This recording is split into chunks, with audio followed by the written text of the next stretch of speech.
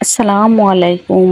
কেমন আছেন আপনারা? আশা করি ভালো আছেন। আল্লাহ তাআলার অশেষ রহমতে আমিও ভালো আছি। বিএন কিচেনে আমি আজকে রান্না করে দেখাবো চাম গাছ বা চাম কচু রান্নার একটি রেসিপি। আজকে এই কচুটা আমি গরুর মাংস দিয়ে রান্না করব। যারা এই কচুটা খান তো খান, আর যারা না খান তাদের জন্য বলতেছি এই কচুটা খেতে কিন্তু খুবই মজা। আমিও প্রথম খেতাম না। আমি ব্রাহ্মণবাড়িয়ার মেয়ে, আমাদের এলাকাতে কেউ খায় বলে আমার মনে হয় না, বা আমি কোনোদিন দেখিও নাই। কিন্তু আমার শ্বশুরবাড়ি এলাকাতে এই কচুটা খুবই খায়। আমার শ্বশুরবাড়ি রাজশাহী জেলা। তো ওখানে যখন বিয়ের পর দেখতাম যে সবাই খায়, বা তখন আমি ভাবতাম এগুলো কি খায়, এগুলা কি খাওয়া যায়, এগুলো খুব চুলকায়, এরকম কিছু। বিয়ের 4-5 বছর কেটে গেছে, তাও আমি খাইনি। অনেক সময় রান্না করতে দেখেছি কিন্তু খাইনি। বিয়ের অনেক বছর পরই, 5-6 বছর পর আমার এক ননদ আমাকে জোর করে বলতেছে খাইয়ে দেখেন, ভালো লাগবে।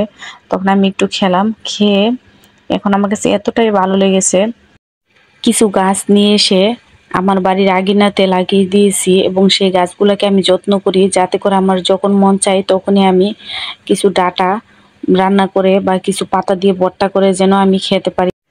এই চাম গাছ বা চাম কচু অনেকভাবে রান্না করে খাওয়া যায়, তবে আমার কাছে সবচেয়ে বেশি মাংস দিয়ে যে চাম গাছের ডাঁটাগুলো রান্না করা হয় সেটাই বেশি ভালো লাগে। তাই আজকে আপনাদের সাথে এই রেসিপিটাই শেয়ার করতেছি।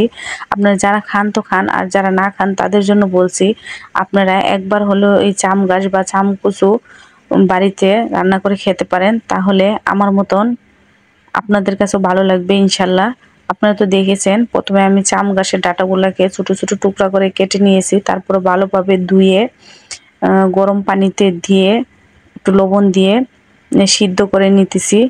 এই যে এই যে 10 থেকে 15 মিনিটের মতন সিদ্ধ করে নিয়েছি। একটু টিপ দিয়ে দেখিয়ে দিতেছি যে এরকম দেখবেন সিদ্ধ হয়েছে নাকি। আবার বেশি সিদ্ধ করতে যাবেন না, বেশি সিদ্ধ করলে ভালো লাগবে না। একটু শক্ত শক্ত থাকতেই নামিয়ে নিব, যে সিদ্ধ হয়ে গেছে।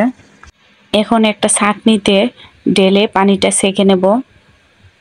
এই যে রান্নাটা করার জন্য চুলায় একটি প্যান বসিয়ে এতে তেল দিয়ে দিলাম। ওই তেলে দিয়ে দিয়েছি 2টি ছিঁড়ে রাখা তেজপাতা, 4-5টা এলাচ মধ্যে ফাটিয়ে রাখা, 4-5 টুকরা দারচিনি। এগুলোকে তেলের উপর একটু নেড়ে নেব। নেড়ে নেওয়া হয়ে গেছে। এখন এর মধ্যে দিয়ে দিব 4-5টা পেঁয়াজ কুচি। পেঁয়াজ কুচিটারে একটু নেড়ে চেড়ে হালকা ব্রাউন কালার করে ভেজে নেব।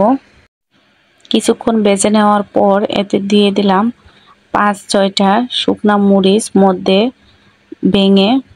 মরিচটা দেওয়ার পর আরও 2-1 মিনিট নেড়ে চেড়ে ভেজে নিলাম। এখন এতে দিয়ে দিব বাটা মশলাগুলা, আদা বাটা, রসুন বাটা, জিরা বাটা।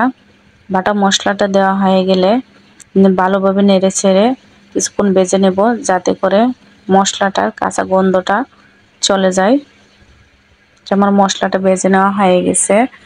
এখন এখানে দিয়ে দিলাম হলুদের গুঁড়া, মরিচের গুঁড়া, ধনিয়ার গুঁড়া, লবণ পরিমাণ মতন। মশলাটা যেন পুড়ে না যায় দিয়ে দিলাম সামান্য একটু পানি। পানিটা দেওয়া হয়ে গেলে সবগুলা মশলা ভালোভাবে নেড়ে ছেড়ে কষিয়ে নেব, যতক্ষণ না মশলা থেকে তেলটা আলাদা হয়ে যাচ্ছে। মশলাটাকে অবশ্যই ভালোভাবে কষাতে হবে। আমার মশলাটা কষিয়ে নেওয়া হয়ে গেছে। এখন এখানে দিয়ে দিলাম ছোট ছোট পিস করে কেটে রাখা গরুর মাংস। আপনারা চাইলে একই নিয়মে মুরগির মাংস, খাসির মাংস দিয়েও এই রান্নাটা করতে পারবেন। এখন মশলার সাথে ভালোভাবে মাংসটাকে মিশিয়ে নেব। মিশিয়ে নেওয়া হয়ে গেছে। এখন ঢাকনা দিয়ে ঢেকে চুলাটাকে মিডিয়াম টু লো হিটে রেখে 8 থেকে 10 মিনিটের মতন মাংস থেকে যে পানিটা বের হবে সেই পানিটা দিয়ে মাংসটাকে কষিয়ে নেব।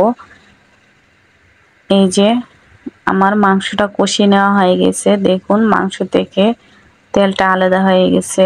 এর মধ্যে 2-3 বার ঢাকনা উঠিয়ে আমি নেড়ে দিয়েছিলাম যাতে করে নিচে লেগে না যায়।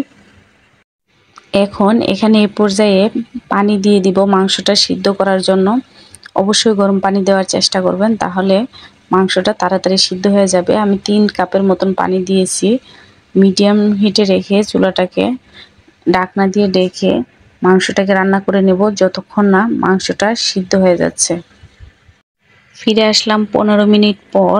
আমার মাংসটা প্রায় সিদ্ধ হয়ে এসেছে। এই যে একটু খেয়াল করে দেখুন, মাংসটা কিন্তু ভালোভাবে একদম শুকিয়ে নেই নাই, এর মধ্যে খানিকটা পানি এখনো রয়েছে।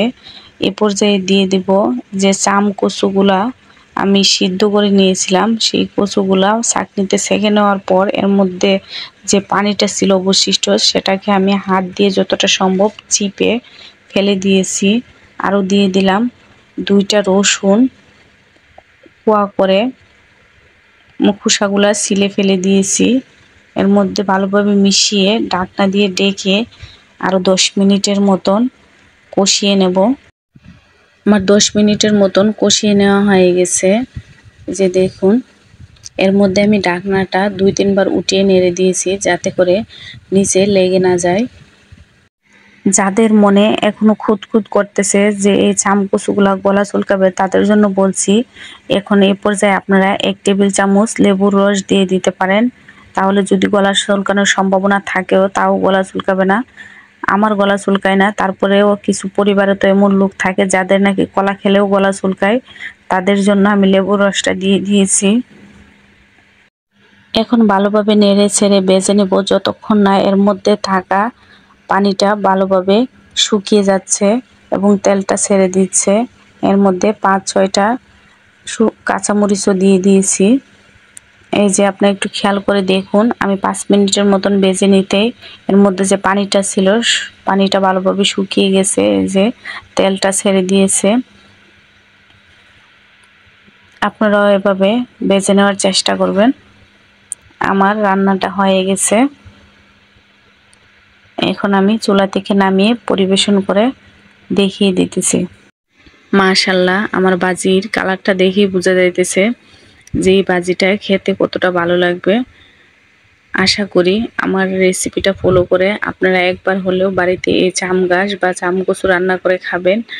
খেয়ে জানাতে ভুলবেন না কেমন হয়েছে। আমি আপনাদের কমেন্টের অপেক্ষায় থাকব। আর আমার এই রেসিপি বা ভিডিওটা যদি আপনাদের কাছে ভালো লেগে থাকে, আমার চ্যানেলটি সাবস্ক্রাইব করে পাশে থাকা বেল বাটনটি বাজিয়ে দিতে পারেন এরকম ধরনের গ্রামীণ রান্নাগুলো পেতে, এবং বন্ধুদেরকে দেখার সুযোগ করে দিতে পারেন একটি শেয়ার করে। আল্লাহ হাফেজ।